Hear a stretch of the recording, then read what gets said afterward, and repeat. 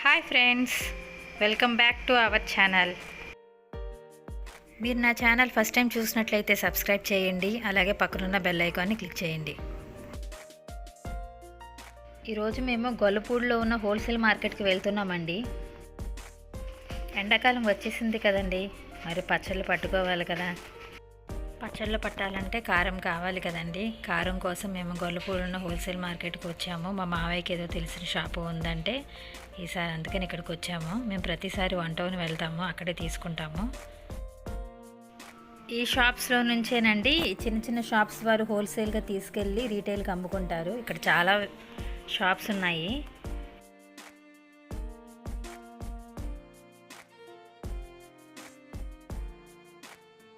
ఈ షాప్లో గుంటూరు మిర్చి, భద్రాచలం మిర్చి, ఇంకా చాలా మిర్చీలు ఉన్నాయండి. అది ముడతకాయ అంటారు, మెల్లికాయ అంటారు. ఇదేమో పల్లాది కాయలు కూడా కాయగా ఎండలో పెడుతున్నాక మీకు 6 రోజులు తగ్గింది.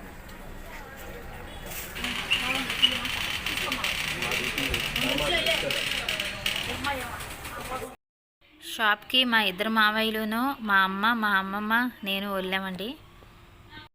అందరూ ఈ షాపులోనే ఒకసారి మిర్చీలన్నీ తీసేసుకున్నాము. ఒక్కొక్కరు 5-5 కేజీలు తీసుకున్నారండి. మేమేమో వచ్చి ఒక 7 కేజీలు తీసుకున్నాము. మా అక్కకేను మా అన్నయ్యకి కూడా కారం పట్టించి ఇవ్వాలని ఒక 7 కేజీలు తీసుకున్నాము.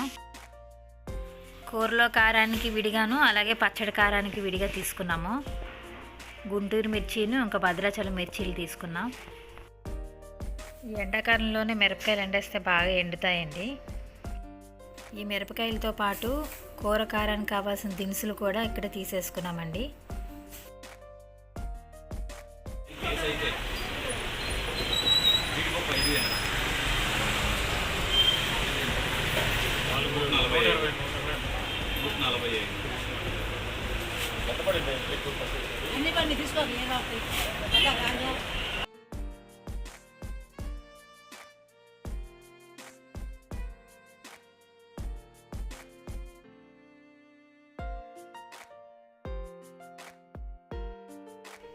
మేమైతే ఇప్పుడు మిరపకాయలు తీసేసుకున్నామండి.